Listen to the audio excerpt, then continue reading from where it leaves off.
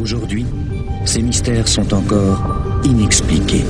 C'est surprenant, c'est mystérieux. Et c'est à ce moment-là qu'un bruit très étrange va être enregistré. Les clés du mystère sur Sud Radio. Certaines personnes semblent guérir ce sur quoi les hommes de science, de médecine, n'ont pas de prise. Sont-ils capables de tout guérir pour autant ? Ils disent avoir reçu ce don en héritage. Est-il vrai que le don de guérisseur s'offre comme un cadeau ? En même temps, il paraît qu'en chaque être humain sommeille un guérisseur qui ne demande qu'à être réveillé. Alors, ont-ils toujours existé ces guérisseurs ? A-t-on des témoignages de temps très reculés ? Guérisseur ou charlatan, à quoi reconnaît-on un bon guérisseur ? À quoi reconnaît-on un vrai charlatan ? Si on ouvre la porte de l'étrange cabinet, prend-on des risques ? Bonjour Yves Lignon. Bonjour Emmanuel.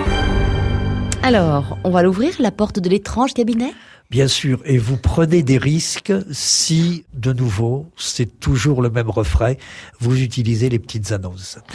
J'ai vu pendant des années un personnage qui mettait une petite annonce en disant « Je guéris les maladies suivantes ». La liste était impressionnante et ça se terminait, c'est un sommet de cynisme par « Pour les maladies qui ne sont pas mentionnées ci-dessus, me téléphonez ». Donc c'est négociable. Je vous assure, et il est resté pendant des années dans le même quartier, ce qui prouve qu'on lui fichait la paix, et c'est quand même très grave. Non, le vrai guérisseur se caractérise d'abord par sa modestie, par son refus de publicité, et vous avez aussi quelque chose qui est très tangible, c'est le montant des honoraires. Oui. Moi, je ne le cache pas, j'apporte mon soutien à une association de guérisseurs. Et depuis des années. Et ce sont des guérisseurs qui ne se font pas payer Ils ont un code de déontologie qui est affiché partout, sur leur site internet, dans leur cabinet. Ils refusent de demander plus qu'une consultation, le prix d'une consultation médicale. Bon, mais c'est clair au moins. C'est à moins de 23 €, quoi. Voilà, c'est clair. Hein, D'accord. bon. Okay. Donc, vous nous donnerez le nom du site en fin d'émission. Je donnerai le nom du site en fin d'émission, mais j'appuie vraiment cette association. Ce sont des gens très bien que je connais. Alors, ceci dit, de toute façon, le fait que je vous dise, moi, ces guérisseurs sont des gens honnêtes, ne signifie pas que ces guérisseurs ont un don. C'est pas la même chose. Bien sûr, on peut être honnête et sans talent. Et bien sûr. Or, il faut savoir que les expériences sur les guérisseurs ne datent pas d'aujourd'hui. Que la première enquête sur les guérisseurs connus a été faite par le ministère de la Santé britannique en 1954. Et avec des conclusions positives. Donc, vous voyez, il ne faudrait pas découvrir les guérisseurs, découvrir qu'on peut admettre dans certains pays des guérisseurs à l'hôpital. C'est pas de maintenant. Mais enfin, avant, c'était les sorciers. Oui, ils ont toujours existé en réalité. Si on veut, mais les sorciers avaient mauvaise réputation. Le guérisseur, par définition, est un homme de bien. Un homme, d'ailleurs, on oublie trop souvent de le dire, ou une femme de bien. Je vous racontais hors antenne comment une amie guérisseuse est intervenue à distance de la Bretagne à Castres pour soigner ma belle-mère. Bon, donc guérisseur ou guérisseuse. Mais encore une fois, ce n'est pas parce qu'une personne est sincère, ce n'est pas parce qu'une personne croit faire partir les brûlures, croit pouvoir faire régresser un zona, que cette personne a vraiment un don. Pour savoir s'il y a un don, il faut faire des expériences. Et donc, contrairement à ce que croient certains qui tombent de leur chaise ces jours-ci, les expériences sont anciennes. Je disais, une enquête en 1954 en Grande-Bretagne, mais la première expérience, elle date de 1963. Elle a été faite au Canada par un médecin universitaire, le docteur Grad, qui a fait une expérience très simple. On a pris 3 lots de souris, 3 ensembles de souris. Et on a fait à chacune de ces charmantes bébêtes, blanches bien entendu, comme toujours en laboratoire, une égratignure. On leur a pas fait mal, un petit coup de scalpel, une égratignure qui allait cicatriser naturellement. En 3 jours, quoi. En 3 jours. Puis il y a un groupe de souris qu'on a laissé guérir. Il y a un autre groupe de souris qu'on a confié à des guérisseurs. Et un 3e groupe de souris qu'on a confié à des étudiants en médecine en leur disant « Faites comme les guérisseurs ». Faites les mêmes gestes qu'eux. Le premier groupe, celui qui devait cicatriser naturellement, a cicatrisé naturellement. Le second groupe, celui des guérisseurs, a cicatrisé beaucoup plus vite. Oui. Et le groupe des étudiants qui imitaient les guérisseurs, il a cicatrisé aussi lentement que le groupe dont personne ne s'était occupé. Très intéressant. C'est la première expérience qui met en évidence le don des guérisseurs. Et ça date donc de presque 50 ans. Et une expérience qui met aussi en évidence que ça s'apprend pas. Oui, ça s'apprend pas, que c'est un don. Bon, mais il y en a eu d'autres. Moi, j'ai fait, et je voudrais en parler, si vous me laissez la parole. Bien sûr, Tout à allons-y. l'heure. Bon, donc je voudrais parler des expériences que j'ai faites avec des guérisseurs. J'ai déjà évoqué une personnalité il y a quelque temps, celle de Louis Puech. Mais Louis Puech, c'était avant tout un ami. Oui. J'ai pas vraiment fait un travail de laboratoire avec lui. Oui. Alors qu'il y a d'autres guérisseurs avec qui j'ai fait des expériences que l'on qualifie de hard. Voire de redoutables. Dans un instant, dans les clés du mystère. Et dans les clés du mystère, aujourd'hui, nous parlons de guérisseurs. Et Yves Lignon, vous avez rencontré un guérisseur qui vous a laissé un souvenir, autant le dire, impérissable. Et je vais d'abord vous raconter comment je l'ai rencontré. Vous vous souvenez que nous avons un jour parlé de l'abbaye de Mortemer, l'abbaye en Normandie. Eh bien, j'ai tourné une émission télévisée, une fois, d'ailleurs c'était un direct, un magazine qui était à l'époque présenté par Patrice Laffont dans cette abbaye. C'était un magazine diffusé à partir de 22h sur France 2, qui était Antenne 2, c'est vous dire s'il y a longtemps. Et c'était enregistré dans cette abbaye parce que le sujet du magazine, ce jour-là, c'était le paranormal, l'étrange.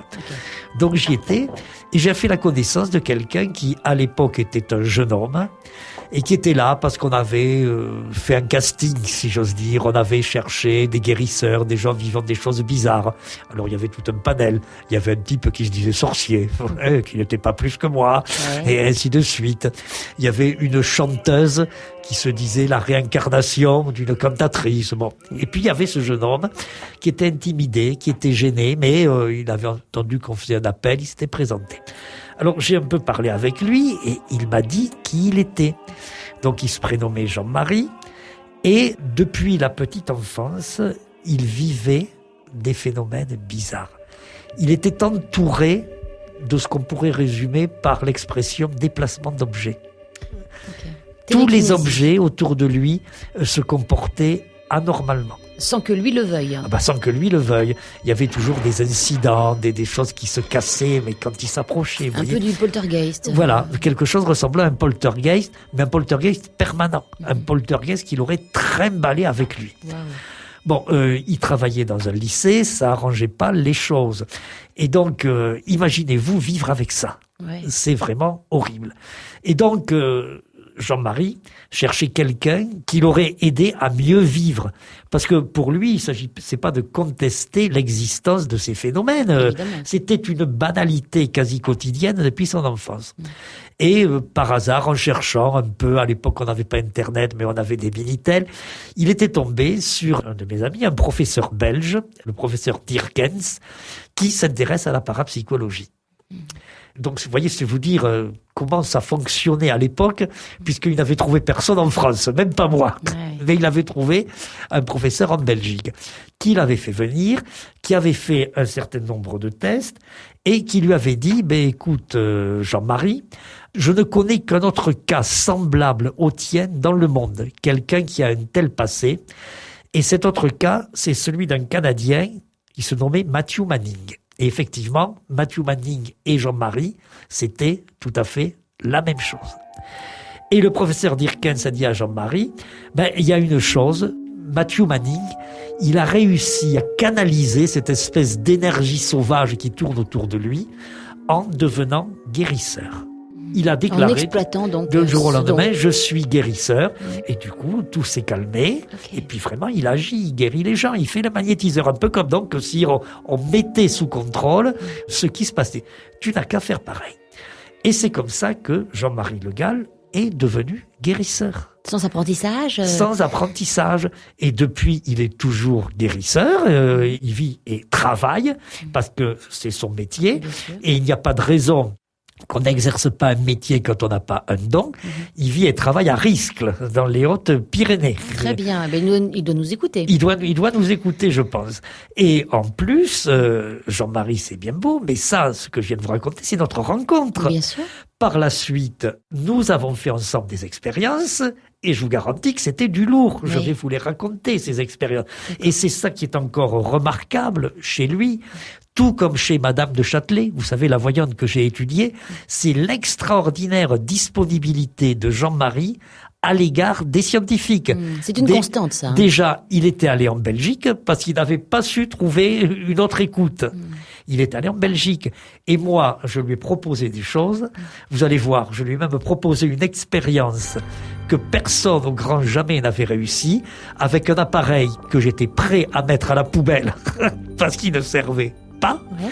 Eh ben, cette expérience-là, il l'a réussi. Et nous l'avons réalisée dans un bunker.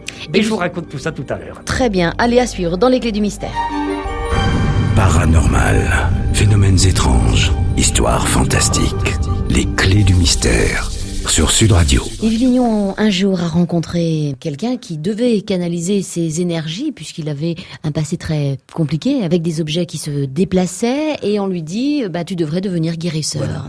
Vous l'avez donc analysé, vous l'avez d'abord rencontré. Première expérience, on est en 1984. On va passer sur les petits tests préliminaires pour arriver à ce que j'ai appelé la grande expérience avec Jean-Marie. C'est le titre que j'ai donné dans un de mes livres au chapitre dans lequel je la raconte.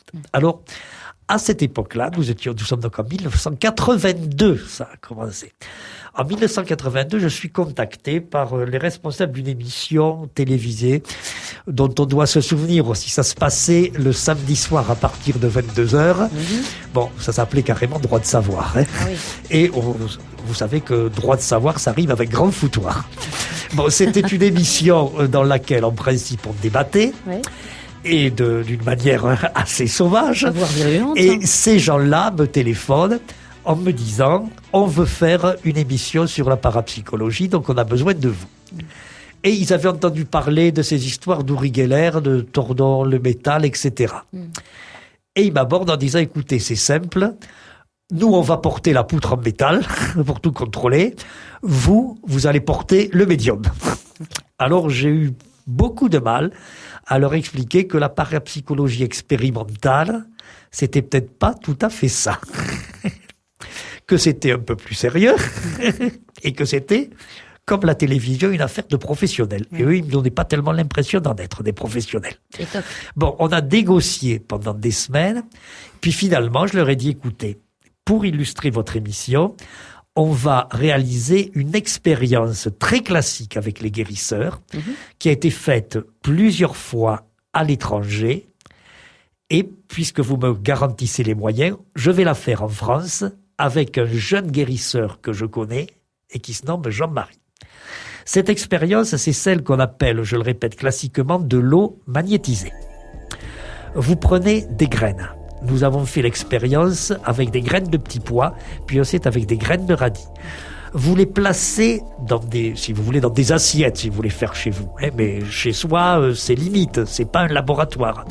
Donc dans des assiettes avec de l'eau pour que les pousses se développent, rigoureusement dans les mêmes conditions, mais une de ces assiettes est arrosée avec de l'eau magnétisée. Qu'on a magnétisé de l'eau sur laquelle le guérisseur a essayé d'exercer son action. Et au bout de quelque temps, on mesure les pousses de radis, une à une, on fait des calculs statistiques, et si ça marche, les graines arrosées avec l'eau magnétisée donnent des pousses plus développées que les graines arrosées avec de l'eau ordinaire. Et si les graines se dessèchent, il ne faut surtout guérir personne. Non, bon. Et donc, on se lance dans ce projet-là. Ah, ils me disent très bien. Puis je dis, vous savez, vous, la production, vous me dites que vous avez de l'argent. Je vais vous en demander. Je dis, je veux faire ça vraiment dans un laboratoire. Dans les règles de l'art. Oui, dans un vrai laboratoire de biologie, pas dans un coin de votre bureau. Ils me disent, d'accord, on trouvera le laboratoire de biologie. Et puis je mets une autre exigence. Je dis, je voudrais que cette expérience soit supervisée par une célébrité scientifique ou médicale, mais quelqu'un qui jusqu'à présent n'a jamais pris parti dans les polémiques autour de la parapsychologie. Comme ça, c'est ce quelqu'un qui réalisera l'expérience et qui, à la fin, avec tout son poids et toute sa légitimité, oui, dira que ça a marché. Parce que je pensais bien que ça allait marcher. Et vous pensiez à qui ? Et je pensais à qui ? Je pensais à quelqu'un qui est décédé, qui a été brièvement ministre et qui était un spécialiste du cancer. Bon, on peut dire son nom, je crois, c'est le professeur Léon Schwarzenberg. Donc, nous avons collaboré. Le professeur Schwarzenberg a accepté. Je l'ai rencontré une première fois. Le courant ne passait pas trop. Il m'a fait attendre en lisant Le Monde. Je n'ai pas tellement apprécié. Ouais. En lisant ostensiblement Le Monde devant moi. Vous voyez. Bon. Mais enfin, lui, il avait la charge de superviser et de réaliser. Moi, de concevoir l'expérience, de prévoir le plan d'expérience avec tous ces détails, l'éclairage, les heures d'arrosage, la quantité d'eau, et ainsi de suite. Okay. Eh ben, il a eu la bonté de reconnaître que mon protocole expérimental était correct. Et donc, on s'est lancé dans l'opération. Ça a duré 2 mois. Parce que tous les jeudis, en septembre et octobre 1984, 2 mois, vous avez noté, Emmanuel, après 2 ans de négociations avec l'équipe de télé. Tous les jeudis, Jean-Marie Le Gall allait magnétiser de l'eau dans le laboratoire personnel du professeur Schwarzenberg. Celui-ci contrôlait tout. Il se chargeait même des arrosages les dimanches et jours fériés. Comment ça a évolué ? C'est ce qu'on va voir dans un instant dans les Clés du Mystère. Cet après-midi, dans les Clés du Mystère, il est question de guérisseurs et de grande expérience. Expérience supervisée par le cancérologue aujourd'hui décédé, Léon Schwarzenberg. Alors, l'expérience consiste en magnétiser. Il s'agit en fait de Jean-Marie Le Gall, qui est un magnétiseur, un guérisseur. Magnétiser donc de l'eau qui va servir à arroser des petites graines. De petits pois, puis de radis. Voilà, évidemment, il y a des graines qui sont arrosées avec de l'eau magnétisée et d'autres non. Et puis, on va voir ce qui va se passer. On espère que les graines arrosées avec de l'eau magnétisée vont se développer plus vite. Voilà. Et je répète qu'on avait fait ça très bien. Les graines étaient dans de la terre. La terre avait été choisie par un expert d'une société compétente. Là, on va pas lui faire de publicité, mais enfin des graines très célèbres. On avait pesé les mêmes quantités de terre, puis c'était en laboratoire, le même éclairage, la même température, etc., etc. La quantité d'eau était mesurée au millilitre près, pour qu'il y ait bien la même de chaque côté. Vraiment, on avait eu tout l'argent qu'on avait voulu. Et d'ailleurs, les séances de magnétisation avaient lieu chaque jeudi. Jean-Marie ne voulait pas magnétiser en mon absence. Il avait besoin de moi, dans le fond, pour le soutenir moralement. Je dis ça. Bon. Il voulait que je sois là. Et donc, chaque jeudi après-midi, je faisais un aller-retour à Paris, entre 2 avions, pour assister à la séance de magnétisation. Et cette expérience a duré 2 mois. Et a duré 2 mois. On avait même un huissier. Ça, c'était envoyé par la production, parce que les huissiers ne servent à rien dans ces cas-là. La production de France 2. Oui, mais lequel huissier, d'ailleurs, s'est aperçu, après avoir encaissé quelques pesetas, que tout compte fait, à Villejuif, il était plein sur son théâtre d'opération, il fallait qu'il vienne avec un copain, donc on a payé 2 huissiers, etc. Donc tout ça pour vous dire que vraiment l'argent ne manquait pas. Oui. Bon, ça a fini, on a mesuré les pouces, soigneusement. 2 mois après. Et le professeur Schwarzenberg et moi, nous avons fait les mesures à 2, chacun contrôlant les mesures de l'autre. J'ai fait des calculs statistiques, et les calculs statistiques ont confirmé ce qu'on voyait déjà sur de simples photos. Pour Jean-Marie, parce que c'était lui qui magnétisait l'eau. C'était pas Schwarzenberg, c'était pas moi, c'était pas l'équipe de télé. Pour Jean-Marie, c'était un franc succès, un terrible succès. C'est-à-dire qu'il y avait une énorme différence entre les graines qui avaient été Il y avait une énorme différence. Bon, le arrosées. calcul, donc on a mesuré, il y avait une vingtaine de pouces de chaque côté, on les a mesurés une après l'autre, les 40 pouces. Le calcul mathématique montre que la différence existe, mais elle se voit à l'œil nu sur des photos. D'accord. Donc, évidemment, c'était un grand succès, un triomphe, et on a attendu la réalisation de l'émission. Parce qu'après tout, on voulait bien aussi notre quart d'heure de célébrité, après nous être donné tout ce mal. On a attendu, et rien ne venait. Des mois ont passé, et quelques mois plus tard, on m'a demandé de présenter une communication dans un congrès de statisticiens. Je dis, tiens, je vais leur raconter cette petite histoire-là. C'est amusant. On m'a fait demander, non pas une communication de grande vedette, mais un truc un peu amusant. Donc, je vais raconter cette histoire. Mais je me suis dit, par courtoisie, il faut que je prévienne Schwarzenberg et il faut que je prévienne à la production de l'émission de télévision. Alors là, le ciel s'est obscurci, le tonnerre s'est déchaîné. On m'a dit, de toute façon, on pense qu'on va pas faire l'émission et nous vous interdisons de parler de cette affaire. Alors j'ai eu avec la production des discussions très intéressantes de savoir si j'étais vraiment le propriétaire de mes calculs. Parce qu'après tout, il s'agissait d'en parler chez des mathématiciens. Donc, si mes calculs étaient bien à moi ou à eux qui avaient payé. Bon, vous voyez le niveau. Et puis surtout, le professeur Schwarzenberg a refusé d'aller sur un plateau, alors qu'il s'y était engagé. Ouais. Il a refusé d'y aller. Pour quelle raison ? Ah ben, ça, il l'a pas trop dit. Okay. Moi, quand j'ai insisté, et là, on s'est un peu fâché, il m'a dit, oh, bien sûr, ça a marché, mais il faudrait recommencer pour que j'en sois sûr, et ça a coûté trop cher. Oui. Donc, on recommence pas, donc je n'en parle pas. Bon. Enfin, ce n'est pas grave. Cela étant, l'expérience, donc, elle avait été oui, alors, réussie. Attendez. Et donc, mais il me disait aussi, je ne veux pas qu'on en parle, hein, et je vous passe certains détails plus violents. Et donc, c'est moi qui suis passé par-dessus, pour m'exprimer dans ce congrès de statisticiens et dire, voyez mes calculs. Et le congrès m'a dit, bien sûr, ça a marché. D'accord. Vos calculs sont exacts. Mais ça a vraiment dégénéré. Parce que je me suis retrouvé quelque temps plus tard sur un plateau avec le professeur Schwarzenberg. Bon, l'ambiance était un peu tendue. Je lui ai rappelé cette affaire. Et il a eu le culot de me dire que mes calculs étaient faux et que je le savais.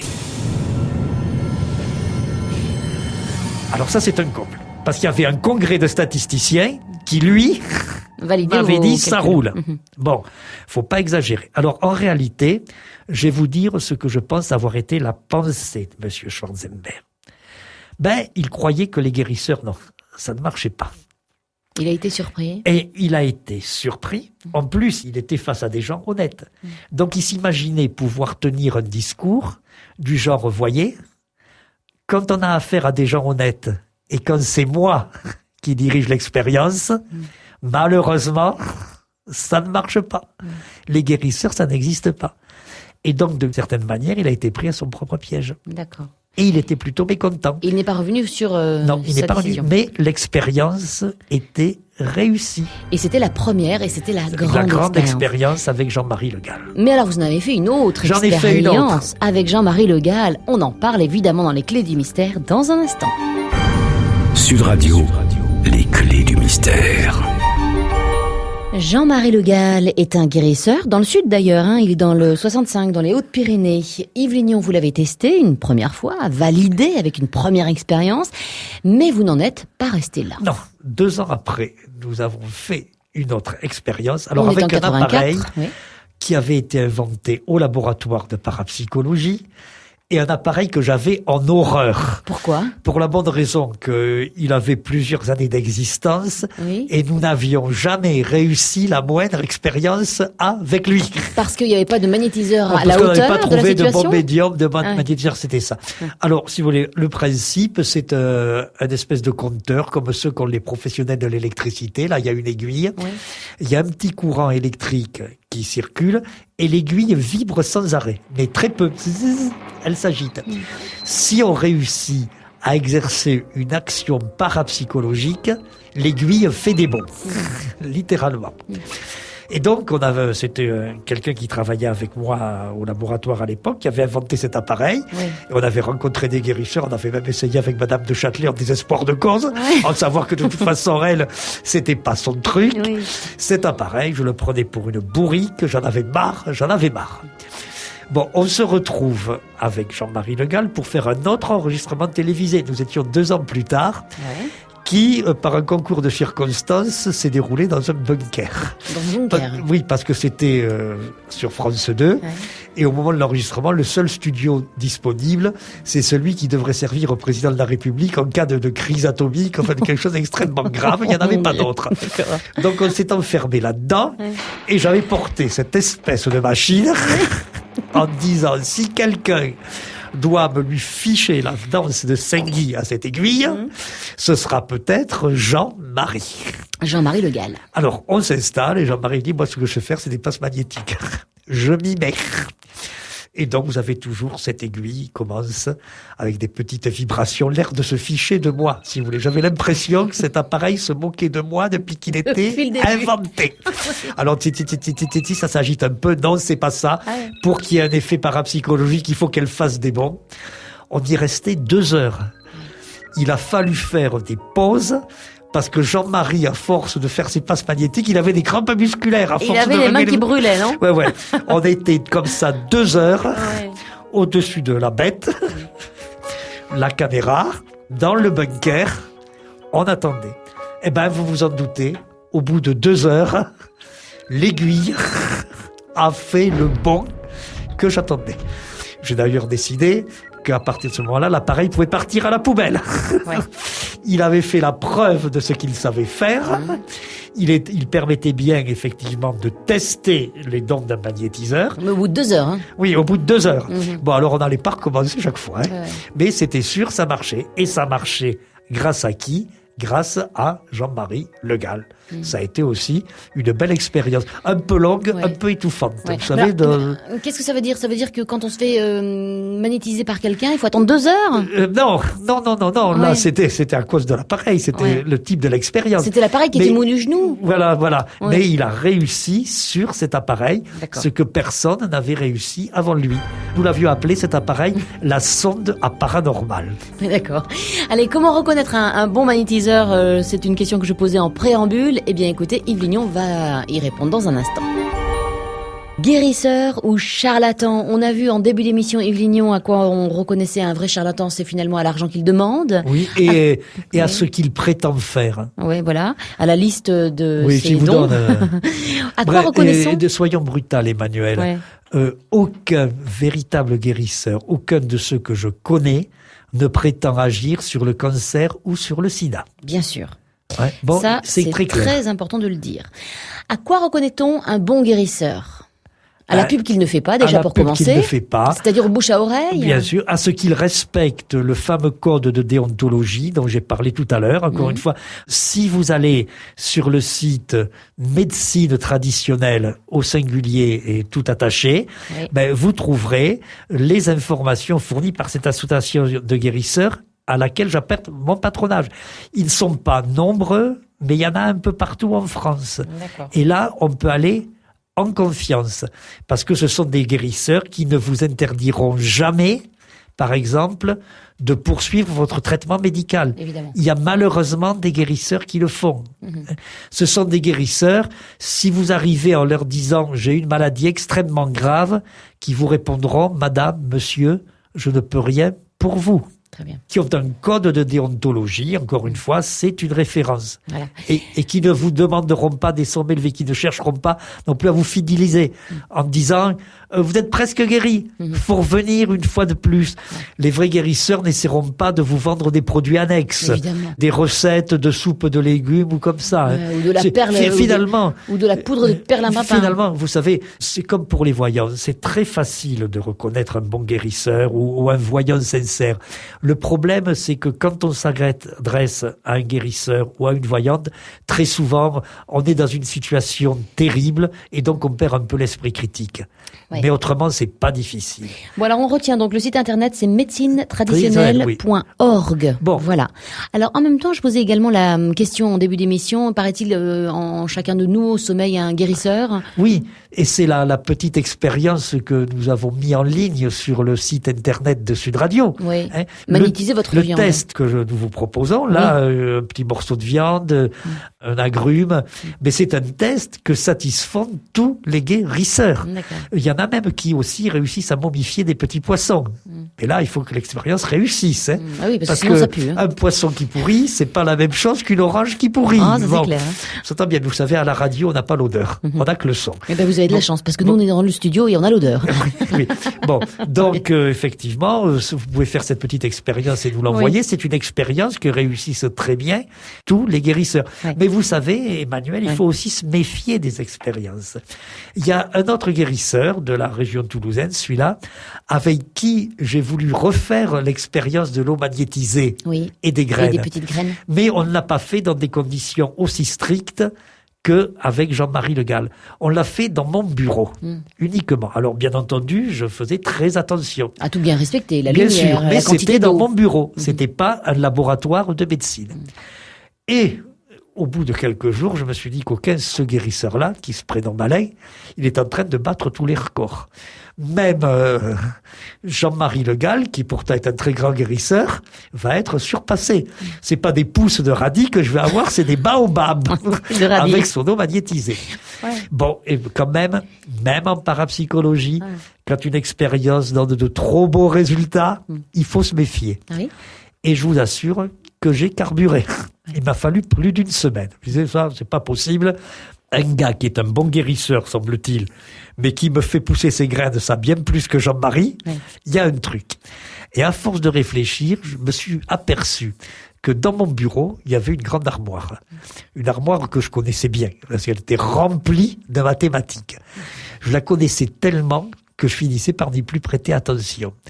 Or, cette armoire, à une certaine heure de la journée, elle faisait ombre sur les graines non magnétisées. Et donc, les graines magnétisées avaient beaucoup plus de lumière et ça que les tout, autres. Bien sûr. Évidemment. Bon, alors, on a recommencé l'expérience en déplaçant les 2 assiettes tous les jours. Oui. Et là, ce nouveau guérisseur a aussi réussi. Mais enfin, il a réussi, bon, il se vexera pas s'il nous écoute. Il a réussi niveau championnat du Languedoc. Alors que Jean-Marie, c'était le niveau Coupe d'Europe. Jean-Marie Le Gall. Alors, on parlait de guérisseur aujourd'hui parce que à partir de ce soir, commence une série d'émissions sur M6. Oui, qui va s'appeler Enquête extraordinaire, qui est fort sympathique. Mais enfin, vous voyez, je crois que nous avons montré, Emmanuel, que même en province, on pouvait parler de guérisseurs et on aurait pu participer à une émission tournée à Paris. Et toc, allez, on vous retrouve demain à partir de 13h30 dans les Clés du Mystère. Notez que cette émission est évidemment podcastable sur le site internet sudradio.fr. À demain, bye bye. 13h30, 14h30, les Clés du Mystère sur Sud Radio.